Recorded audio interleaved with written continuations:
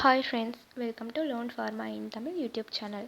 இந்த சேனலில் நாங்கள் ஃபார்மசி டாபிக்ஸ் எல்லாமே தமிழில் எடுக்கிறோம். உங்களுக்கு பிடிச்சா கண்டிப்பாக சப்ஸ்கிரைப் பண்ணிக்கோங்க.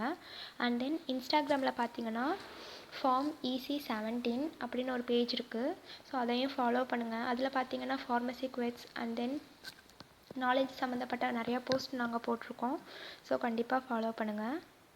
அண்ட் தென் நான் இப்போ உங்களுக்கு காட்டுற மெட்டீரியல் வந்து PDF ஃபார்மேட்டில் வேணும், நான் வந்து ஃபோனில் வச்சு படிச்சுக்கிறேன் அப்படின்னு நினச்சிங்கன்னா டெலிகிராம் சேனலில் நாங்கள் வந்து போஸ்ட் பண்ணியிருக்கோம். டெலிகிராம் சேனல் லிங்க் வந்து நான் கீழே டிஸ்கிரிப்ஷனில் தரேன். அது போக இன்ஸ்டாகிராம் லிங்க்கும் நான் உங்களுக்கு தரேன், அதில் ஜாயின் பண்ணிக்கோங்க. டெலிகிராமில் பார்த்தீங்கன்னா எல்லா மெட்டீரியலும் நாங்கள் போஸ்ட் பண்ணுறோம். And then standard books, pharmacy books, அது போக ஹேண்ட் ரிட்டன் நோட்ஸ், இந்த மாதிரிக்க இம்பார்ட்டன்ட் கொஸ்டின் ஃபார் ஆல் செமஸ்டருமே நாங்கள் போஸ்ட் பண்ணியிருக்கோம். ஸோ கண்டிப்பாக நீங்கள் டெலிகிராமில் ஜாயின் பண்ணி இந்த மெட்டீரியல் உங்களுக்கு வேணும்னா டவுன்லோட் பண்ணி படிச்சுக்கலாம். ஸோ இன்றைக்கி நம்ம என்ன பார்க்க போகிறோம் அப்படின்னு பார்த்தீங்கன்னா பி ஃபார்மசி செகண்ட் செம்மில் இருக்க pathophysiology தான் பார்க்க போகிறோம். ஸோ அதில் 5 யூனிட்ஸ் இருக்குது. அந்த 5 யூனிட்ஸில் இருக்க இம்பார்ட்டன்ட் கொஸ்டின் தனித்தனியாக நான் எக்ஸ்பிளைன் பண்ணியிருக்கேன். 2 மார்க், 5 மார்க், 10 மார்க். ஸோ இதை நீங்கள் வந்து எக்ஸாம் டைமில் பார்த்து படிச்சிங்கன்னா நீங்கள் ஈஸியாக எல்லாம் அட்டன் பண்ணிடலாம். இப்போ பேத்தோஃபிசியாலஜின்னு பார்த்தீங்கன்னா எல்லாருக்குமே ஒரு டவுட் இருக்கும், இதை எப்படி படிக்கிறது, எப்படி எழுதுறதுன்னு. ஸோ நீங்கள் உங்களுக்கு ஒரு கன்ஃபியூஷன் மைண்டே வேண்டாம். நான் உங்களுக்கு சொல்கிறேன் இது எப்படி எழுதணும்னு. அதாவது செகண்ட் செம்லேயே இருக்கிறதுலே ஈஸியான சப்ஜெக்ட் பார்த்தீங்கன்னா பேத்தோஃபிசியாலஜி தான். ஏன்னு பார்த்தீங்கன்னா ஃபஸ்ட்டு யூனிட் மட்டும்தான் ஜென்ரல் கான்செப்ட் கொஞ்சம் அதிகமாக படிக்கணும், கொஞ்சம் பேப்பரும் அதிகமாக வரும்னு வச்சுக்கோங்களேன். நம்ம எழுதும் போது பேப்பரும் கொஞ்சம் அதிகமாக போகும். பட் 2வது யூனிட்லேருந்து பார்த்தீங்கன்னா நம்மளுக்கு என்ன ஆரம்பிக்குது அப்படின்னா நமக்கு சிஸ்டம் ஆரம்பிச்சிருது. ஸோ சிஸ்டத்தில் வர டிசீஸை தான் நம்ம படிக்க போகிறோம். அதில் என்னென்ன டாபிக் இப்போ வாங்கன்னா உங்களுக்கு ஒரு எக்ஸாம்பிள் சொல்கிறேன். இப்போ பாருங்கள், ஹெமட்டாலஜிக்கல் டிசீஸ்னு எடுத்துக்கோங்க. ஹெமட்டாலஜிக்கல் டிசீஸில் வந்து அயன் டிஃபிஷியன்சி, அனிமியானே வச்சுக்கோங்க. ஈஸியாக உங்களுக்கு எக்ஸ்பிளைன் பண்ணுறேன். ஸோ நீங்கள் ஃபஸ்ட்டு அனிமியா, அதில் அயன் டிஃபிஷியன்சி, அனிமியான்னு வச்சுக்கோங்க. ஸோ அந்த டிசீஸை பற்றி கொஞ்சம் ஜென்ரலாக உங்களுக்கு தெரிஞ்சதை எழுதுங்க. ஃபீமேலுக்கு எவ்வளோ அயான் வேணும் கண்டென்ட், அண்ட் தென் மேலுக்கு எவ்வளோ வேணும், சைல்டுக்கு எவ்வளோ வேணும், அண்ட் தென் ப்ரெக்னென்ட் 2 மந்த்ஸ்க்கு எவ்வளோ வேணும்னு வந்து நீங்கள் எழுதுங்க ஜென்ரலாக. அண்ட் தென் பேத்தோஃபிசியாலஜி ஃபஸ்ட்டு வந்து ஜென்ரலாக இன்ட்ரடக்ஷன் எழுதணும் டிசீஸ்க்குள்ளே. 2வது பார்த்தீங்கன்னா பேத்தோஃபிசியாலஜி ஆஃப் டிசீஸ் எழுதணும். ஏன் பேத்தோஃபிசியாலஜி எழுதணும்னா நம்ம படிக்கிற சப்ஜெக்டை பேத்தோஃபிசியாலஜி தான்.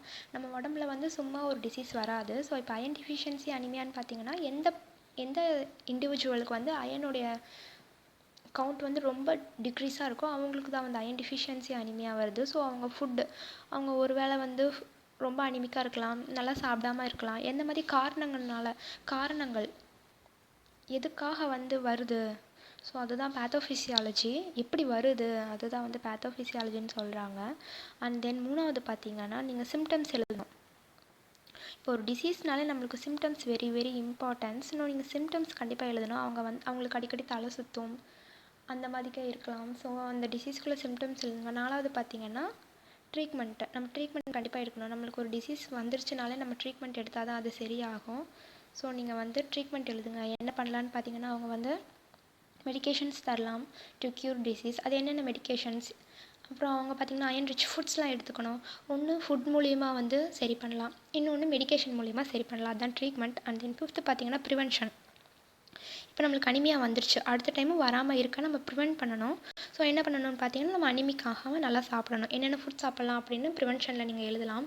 Milk and then fish, meet இதெல்லாம் சாப்பிடும்போது நம்மளுக்கு வந்து அனிமியா வராது அப்படின்னு ஜென்ரலாக, இது உங்களுக்கு ஆல்ரெடி தெரிஞ்ச ஜென்ரல் கான்செப்ட் தான். ஸோ இதை இந்த 5 எழுதினாலே 5 மார்க்குக்கு வந்து அவங்க என்ன பண்ணிடுவாங்க அப்படின்னு பார்த்தீங்கன்னா அழகாக 5 மார்க் போடுவாங்க. Basic principles of the cell injury and adaptation, and then basic mechanism involved in the process of inflammation repair. அதாவது ஃபஸ்ட்டு டாபிக் பார்த்திங்கன்னா செல்லை பற்றி ஃபுல்லாகவே படிக்கிறது தான் first topic. And then process of inflammation and ரிப்பேர்னு பார்த்திங்கன்னா நம்ம கையில் ஒரு wound ஆயிடுச்சுன்னா அது எப்படி இன்ஃப்ளமேஷன் வந்து சரியாகுது, அது எப்படி ரிப்பேர் ஆகி நம்மளுக்கு மறுபடியும் அந்த பழையபடி ஸ்கின் ரீஜன் எப்படி ஃபார்ம் ஆகுதுன்னு சொல்கிறது தான் பார்த்திங்கன்னா ஃபஸ்ட் யூனிட். ஸோ இந்த யூனிட் வந்து வெரி வெரி இம்பார்ட்டன்ட். பேசிக்காக ஃபஸ்ட் யூனிட்லேருந்து கண்டிப்பாக 10 மார்க் கேட்க சான்ஸ் இருக்குது. அண்ட் தென் 5 மார்க்கும் கேட்குறாங்க. நீங்கள் என்ன பண்ணுங்கன்னா ஃபஸ்ட் யூனிட்டை வந்து நல்லா தரவு பண்ணிவிட்டு அண்ட் தென் எக்ஸாமுக்கு போங்க. அப்படி போனீங்கன்னா உங்களால் கண்டிப்பாக எழுதிட முடியும். ஒரு 10 மார்க் எழுதிடலாம், 2 5 மார்க் எழுதிடலாம்.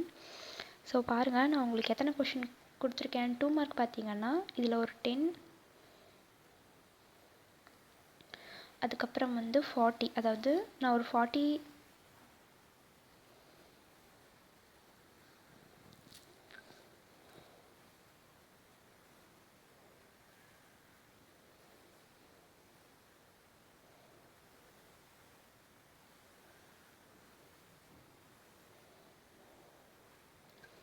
நான் உங்களுக்கு வந்து ஒரு 44 2 மார்க் கொடுத்துருக்கேன். அண்ட் தென் 5 மார்க் பார்த்தீங்கன்னா 6 கொடுத்துருக்கேன். அதில் இந்த ஸ்டார் சிம்பிள் போட்டதெல்லாம் பார்த்தீங்கன்னா வெரி வெரி இம்பார்ட்டன்ட். ஸோ அதை நீங்கள் கண்டிப்பாக மறக்காமல் படிச்சுட்டு போங்க. அண்ட் தென் 10 மார்க் பார்த்தீங்கன்னா நான் ஒரு 4 கொடுத்துருக்கேன். அந்த 4ல் 4மே இம்பார்ட்டன்ட். ஏன்னா நீங்கள் கண்டிப்பாக 10 மார்க்கில் நான் கொடுத்துருக்கிறது கொஞ்சம் தான் இருக்கும். ஸோ அதை மட்டும் படிக்காமல் போயிடாதீங்க. கண்டிப்பாக அதிலேருந்து வர சான்ஸ் இருக்குது. ஏன்னா பேசிக் principal involve in wound healing, next pathogenesis and morphology of cell injury, and then பார்த்தீங்கன்னா inflammation with their mechanism, types of inflammation and their mechanism, இந்த மாதிரிக்க வேரியஸ் இன்ஃப்ளமேட்டரி மீடியேட்டர்ஸ், இது எல்லாமே வெரி வெரி இம்பார்ட்டண்ட்டான கொஷின். ரொம்ப முக்கியமான question தான் 10 mark 5 மார்க்கில் கொடுத்துருக்கேன். 2 மார்க் பார்த்தீங்கன்னா கொஞ்சம் அதிகமாக இருக்கிற மாதிரி நீங்கள் ஃபீல் பண்ணிங்கன்னா உங்களால் முடிஞ்ச அளவுக்கு படிச்சுக்கோங்க. பட் படிக்காமல் மட்டும் போகாதீங்க. நெக்ஸ்ட்டு வந்து 2வது யூனிட் பாருங்கள், கார்டியோவாஸ்குலர் சிஸ்டம். அப்படின்னா நம்ம ஹார்ட் சம்மந்தப்பட்ட சிஸ்டம் ஃபுல்லாமே பார்க்குறது cardiovascular system. And then respiratory system and renal system.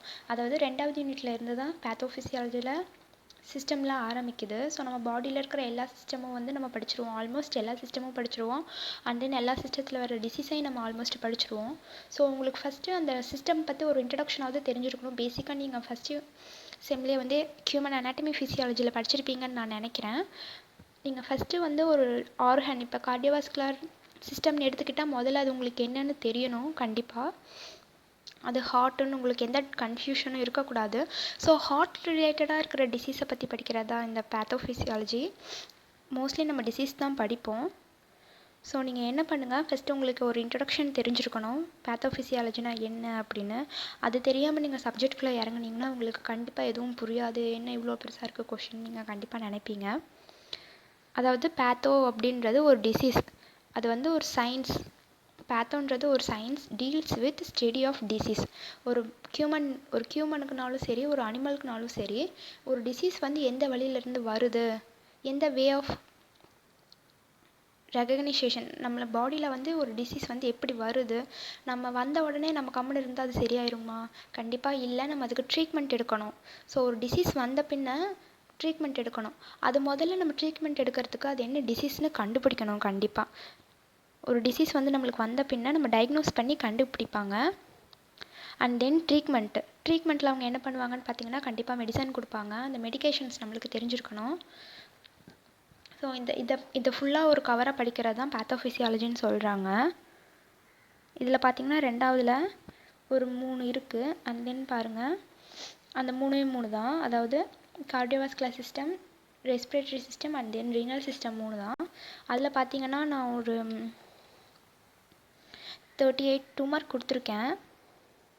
உங்களுக்கு 2 மார்க் ரொம்ப அதிகமாக இருந்ததுன்னா நீங்கள் வந்து கொஞ்சமாசம் படிச்சுக்கோங்க. பட் சுத்தமாக தொடாமல் போகாதீங்க. அண்ட் தென் 5 மார்க் பார்த்தீங்கன்னா 9 கொடுத்துருக்கேன். அண்ட் தென் இதில் என்ன ஒரு ஸ்டாருமே இல்லை, அப்போ இதில் இம்பார்ட்டண்ட் இல்லையா அப்படின்னு படிக்காமல் விட்டுறாதீங்க. நான் ரொம்ப ஃப்ரீக்வெண்ட்டாக ஆஸ்க்டு, இது ரொம்ப வெரி வெரி இம்பார்ட்டன்ட்னால தான் ஸ்டார் போட்டிருக்கேன். அதுக்குன்னு இந்த ஸ்டார் போடாத கொஷின்லாம் இம்பார்ட்டண்ட் இல்லை சும்மா அப்படின்னு நினச்சிடாதீங்க. இதுவும் இம்பார்ட்டன்ட் தான், படிச்சுக்கோங்க. அவங்களால முடிஞ்ச அளவுக்கு படிங்க. ஏன்னா இங்கே பாருங்கள், இப்போ ஆஸ்துமா, சிஓபிடி இது எல்லாமே லங்ஸ் ரிலேட்டட் டிசீஸ். அப்போ பார்த்தீங்கன்னா ரெஸ்பிரேட்டரி சிஸ்டத்தில் வரும்.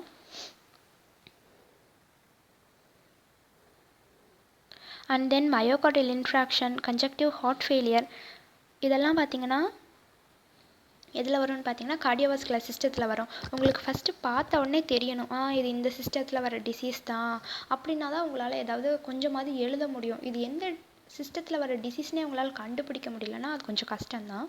ஸோ உங்களுக்கு ஃபஸ்ட்டு அந்த சிஸ்டத்துக்கு கீழே இருக்கிற டிசீஸ்லாம் படித்து வச்சுக்கிட்டீங்கனால ஈஸியாக எழுதிடலாம். அண்ட் தென் இங்கே பாருங்கள், ஏஆர்எஃப்ன்றது அக்யூட் ரீனல் ஃபெயிலியர் இந்த மாதிரிக்கெல்லாம் இருக்குது. ஸோ ஹைப்பர் டென்ஷன்றதும் கார்டியோவாஸ்குலர் சிஸ்டத்தில் வர டிசீஸ் தான். நம்ம அதை எப்படி டயக்னோஸ் பண்ணுறோம் அண்ட் தென் நம்ம எப்படி ட்ரீட்மெண்ட் பண்ணுறோம், தென் அதோடைய சேஃப்டி வேஸ் நம்ம இனி வராமல் எப்படி தடுக்கலாம், ப்ரிவென்ஷன் எப்படி பண்ணலாம், ஒரு டிசீஸ் வந்துட்டால் நம்ம அடுத்து அதை எப்படி ப்ரிவென்ட் பண்ணலான்னு பார்க்கணும். ஸோ அது எப்படி பண்ணலாம், அதுக்கு ட்ரீட்மெண்ட் போதும் நம்மளுக்கு என்ன மெடிக்கேஷன் தருவாங்க, நம்ம என்னெல்லாம் சாப்பிடலாம், அதுக்கப்புறம் அதோடைய சிம்டம்ஸ் அதெல்லாமே நீங்கள் எழுதணும். நான் உங்களுக்கு தெளிவாக சொல்கிறேன் பாருங்கள். இப்போ ஆஸ்துமானே எடுத்துக்கோங்க. இந்த டிசீஸ்க்குள்ளே ஜென்ரலாக ஒரு இன்ட்ரொடக்ஷன் எழுதுங்க. ஆஸ்துமான்றது என்ன அப்படின்னு, அது வந்து எங்கேருந்து வருது அப்படின்னு பார்த்தீங்கன்னா இது ஒரு ரெஸ்பிரேட்டரி டிஸார்டர். ஸோ அது ஃபஸ்ட் எழுதுங்க. நெக்ஸ்ட் அது வந்த பின்னே நம்மளுக்கு சிம்டம்ஸ் என்னெல்லாம் இருக்கும் அப்படின்னு கேட்பாங்க. நம்ம டாக்டர்கிட்ட எதுக்கு போனாலும் இதெல்லாம் வலிக்குதுங்க, இப்படி கை கால்லாம் வலிக்குது அப்படின்னு நம்ம சொல்லுவோம். ஸோ அது வந்து சிம்டம்ஸ். ஒரு டிசீஸ் வந்த பின்னே நம்மளுக்கு கண்டிப்பாக சிம்டம்ஸ் இருக்கும். ஸோ அந்த சிம்டம்ஸ்லாம் வச்சு தான் டாக்டர் என்ன பண்ணுவாங்கன்னு பார்த்தீங்கன்னா டயக்னோஸ் பண்ணுவாங்க. ஸோ ஃபஸ்ட்டு நீங்கள் டிசீஸோட இன்ட்ரொடக்ஷன் எழுதின பின்னா என்ன எழுதணும்னு பார்த்தீங்கன்னா சிம்டம்ஸ் எழுதணும். ஸோ சிம்டம்ஸ்க்கு நெக்ஸ்ட்டு பார்த்தீங்கன்னா அவங்க நம்ம சிம்டம்ஸ் நம்ம பேஷண்ட், ஸோ நம்ம ஒரு டாக்டர்கிட்ட சிம்டம்ஸ் சொன்ன உடனே அவங்க வந்து டயக்னோஸ் பண்ணுவாங்க. ஸோ இதெல்லாம் இருக்குது அப்படின்னு டயக்னோஸ் பண்ண பின்ன நம்மளுக்கு வந்து ட்ரீட்மெண்ட் கொடுப்பாங்க. ட்ரீட்மெண்ட் எப்படி தருவாங்கன்னு பார்த்தீங்கன்னா ஒன்று மெடிசன் மூலிமா தருவாங்க. ஸோ நெக்ஸ்ட்டு பார்த்தீங்கன்னா ட்ரீட்மெண்ட், நாலாவது பார்த்தீங்கன்னா ட்ரீட்மெண்ட் தருவாங்க. நெக்ஸ்ட்டு ட்ரீட்மெண்ட் ஆனவுடனே நம்மளுக்கு கண்டிப்பாக க்யூர் ஆயிரும். ஸோ க்யூர் ஆன பின்னே நம்மளுக்கு அந்த டிசீஸ் மறுபடியும் வராமல் எப்படி தடுக்கலான்றதை ப்ரிவென்ஷனில் பார்க்கலாம். So prevention. ஸோ இந்த 5 டாபிக் எழுதிருங்க. இப்போ 5 மார்க்குக்கு நம்ம 5 டாபிக் எழுதியிருந்தோம்னாலே நம்மளுக்கு வந்து 5க்கு 5 போட்டுருவாங்க. ஸோ கண்டிப்பாக நீங்கள் இதெல்லாம் மறக்காமல் எழுதுங்க. அதில் ஒரு டாபிக் கூட மிஸ் பண்ணிடாதீங்க. நெக்ஸ்ட்டு 10 மார்க் பார்த்தீங்கன்னா 5 இருக்குது. அதில் நான் வந்து 5க்குமே என்ன கொடுத்துருக்கேன்னு பார்த்தீங்கன்னா இம்பார்ட்டன்ட் சிம்பிள் கொடுத்துருக்கேன். அண்ட் தென் தேர்ட் யூனிட் பார்த்தீங்கன்னா ஹெமட்டாலஜிக்கல் டிசீஸ், அதாவது ஹெமட்டாலஜின்றது நம்ம பிளட் சம்மந்தப்பட்ட டிசீஸ், பிளட்லலாம் என்ன டிசீஸ் வரலாம் அப்படின்றது. எண்டோக்ரைன்ன்றது endocrine system disease. And then nervous system நம்ம பிரைன் சம்மந்தப்பட்ட, நம்ம பிரைன்லலாம் என்ன டிசீஸ் வரலாம் அப்படின்னு. அண்ட் தென் கேஸ்ட்ரோ இன்டெஸ்டைனல் சிஸ்டத்தில் பார்த்திங்கன்னா நம்ம இன்டெஸ்டைன்லலாம் மோஸ்ட்லி பார்த்திங்கன்னா பெப்டிக் அல்சர் தான் வரும். ஸோ அது கொடுத்துருக்காங்க. ஸோ இதுக்கும் அதே மாதிரி தான். நீங்கள் ஃபஸ்ட் யூனிட்டுக்கு மட்டும்தான் பார்த்தீங்கன்னா அது ஜென்ரல் டாபிக். ஸோ நீங்கள் அதில் இருக்கிறது எழுதுனா போதும். பட் இந்த சிஸ்டம்னு நீங்கள் வந்துட்டிங்கனாலே கண்டிப்பாக அது என்ன டிசீஸ், அது எந்த பார்ட், அதாவது அது வந்து கார்டியோவாஸ்குலர் டிசீஸா இல்லை வந்து ரீனல் டிசீஸானு உங்களுக்கு கண்டிப்பாக தெரிஞ்சிருக்கணும். ஸோ அதை இன்க்ளூட் பண்ணிக்கோங்க. அண்ட் தென் பார்த்தீங்கன்னா symptoms and then diagnosis, treatment and prevention, இந்த 5 டாப்பிக்கும் மெயினாக எழுதிருங்க. அதை எழுதினாதான் மார்க்கு. அண்ட் தென் 2 மார்க் பாருங்கள். நான் ஒரு 49 கொடுத்துருக்கேன். ஸோ 49 ரொம்ப பெருசாக இருக்குன்னு நீங்கள் நினைக்கலாம். ஏன்னா இது கொஞ்சம் பெரிய டாபிக் தான். ஹெமட்டாலஜிக்கல் டிசீஸே very very important. And then அதுக்கு கீழே கொஞ்சம் 3 டாபிக் இருக்கிறனால இதில் 2 மார்க் அதிகமாக தான் வருது. ஸோ நீங்கள் என்ன பண்ணுங்கன்னா கொஞ்சம் கஷ்டப்பட்டு படிங்க. இதுக்கு வந்து கண்டிப்பாக ஒரு நாளில் படிக்கவே முடியாது. நீங்கள் ஒரு த்ரீ டேஸ் எடுத்துக்கோங்க. 2 மார்க்குக்கு 1 டே, அண்ட் தென் அதை நைட் ரிவிஷன் பண்ணுங்கள். அண்ட் தென் 5 மார்க்கு கொண்டே எடுத்துக்கோங்க. அதையும் நீங்கள் நைட் ரிவிஷன் பண்ணுங்கள். நீங்கள் எப்போ படித்தாலும் சரி 1 கிளான்ஸ் ரிவிஷன் பண்ணால் தான் உங்களுக்கு கண்டிப்பாக மைண்டில் இருக்கும், இல்லைனா கண்டிப்பாக மறந்துடும். அண்ட் தென் பாருங்கள் 5 மார்க் அண்ட் தென் 10 மார்க் கொடுத்துருக்கேன். அதில் பார்த்தீங்கன்னா ஒரு 3க்கு தான் நான் வந்து இம்பார்ட்டன்ட் கொடுத்துருக்கேன். அதுக்கு நான் அந்த 3 மட்டும் படிச்சிடாதீங்க, எல்லாமே படித்து வச்சுக்கோங்க. 4th யூனிட் பார்த்தீங்கன்னா இன்ஃப்ளமேட்டரி பவுல் டிசீஸ். இது வந்து ஒரே ஒரு டிசீஸ் மட்டும்தான். And then jaundice, hepatitis B, hepatitis D, அந்த மாதிரிக்கு F வரைக்கும் கிளாஸிஃபிகேஷன் கொடுத்துருக்காங்க. And then alcoholic liver disease, இது ஒரு ஜென்ரல் கான்செப்ட் தான். ஸோ ஹெப்பாட்டிட்டிஸ்ன்றது எதனால் வருது, டிஸ்ட்ரக்ஷன் ஆஃப், அதாவது ஓவராக ரொம்ப அதிகமான ஆர்பிசி ரத்த அணுக்கள் செல் வந்து லிவரில் போய் என்னாக ஓவராக வந்து ஹீமோலைசிஸ் ஆகிறனால நம்மளுக்கு ஜாண்டிஸ் வருது. And then disease of bones and joints, நம்ம போன்ஸ்லேயும் ஜாயின்ட்ஸில் என்ன டிசீஸ் வரும். பிரின்சிபல் ஆஃப் கேன்சர், அதாவது வெரி வெரி இம்பார்ட்டன்ட். கேன்சர், அதாவது கேன்சர்ன்றது எப்படி உருவாகுது, அதோடைய எட்டியாலஜி என்ன, அதோடைய கிளாஸிஃபிகேஷன் என்ன, அதோடைய பேத்தோஃபிசியாலஜி என்னன்றது நம்ம பிரின்சிபல் ஆஃப் கேன்சரில் படிப்போம். அதான் கொடுத்துருக்குறாங்க. இது பாருங்கள் 2 டைம் வந்திருக்கு. ஸோ அது இல்லை. நம்ம வாங்க நெக்ஸ்ட் 2 மார்க் பார்க்கலாம். 2 மார்க் பார்த்தீங்கன்னா நான் இதில் 23 கொடுத்துருக்கேன். அண்ட் தென் 5 மார்க் பாருங்கள். 5 மார்க்கில் வந்து 7 இருக்குது. அதில் வந்து நான் ஒரு 4 இம்பார்ட்டன்ட் கொடுத்துருக்கேன். நீங்கள் எதுக்கு ஃபஸ்ட் இம்பார்ட்டன்ஸ் கொடுங்கன்னா இந்த ஸ்டார் போட்டிருக்க கொஷினுக்குலாம் ஃபஸ்ட் இம்பார்ட்டன்ட் கொடுங்க. அண்ட் தென் உங்களால் முடிஞ்ச அளவுக்கு மற்ற கொஷின் படிங்க. 10 மார்க் பாருங்கள், நான் ஃபோர் கொடுத்துருக்கேன். ஸோ உங்களால் முடிஞ்ச அளவுக்கு படிங்க. நெக்ஸ்ட்டு 5th யூனிட் பார்த்தீங்கன்னா இதான் last unit. Infectious disease and sexually transmitted disease கொடுத்துருக்கேன். இன்ஃபெக்டியஸ் டிசீஸ்னு பார்த்தீங்கன்னா leprosy, tuberculosis, urinary tract infection, typhoid இதெல்லாம் இருக்குது. அண்ட் தென் செக்ஸுவலி டிரான்ஸ்மிட்டட் டிசீஸ்ன்றது நம்ம 12லேயே படிச்சிருப்போம். எய்ட்ஸ், சிம்ப்ளிஸ், கொனீரியா இதெல்லாமே செக்ஸுவலி டிரான்ஸ்மிட்டட் டிசீஸ். ஸோ இது ஒரு சின்ன யூனிட் தான். 5th யூனிட்ன்றது சின்ன யூனிட். ஸோ அதை ஃபஸ்ட்டு கவர் பண்ணிங்க. என்றைக்குமே ஃபஸ்ட் யூனிட்டை கவர் பண்ணிவிட்டு 5th யூனிட்டை கவர் பண்ணிங்கன்னா உங்களுக்கு ரொம்பவே ஈஸியாக இருக்கும். அதில் பாருங்கள், நான் ஒரு 2 மார்க் கொடுத்துருக்கேன். அண்ட் தென் 7 5 மார்க், அப்புறம் 4 10 மார்க் தான் கொடுத்துருக்கேன். அந்த 4மே இம்பார்ட்டன்ட். ஸோ படிக்காமல் மட்டும் விட்டுறாதீங்க.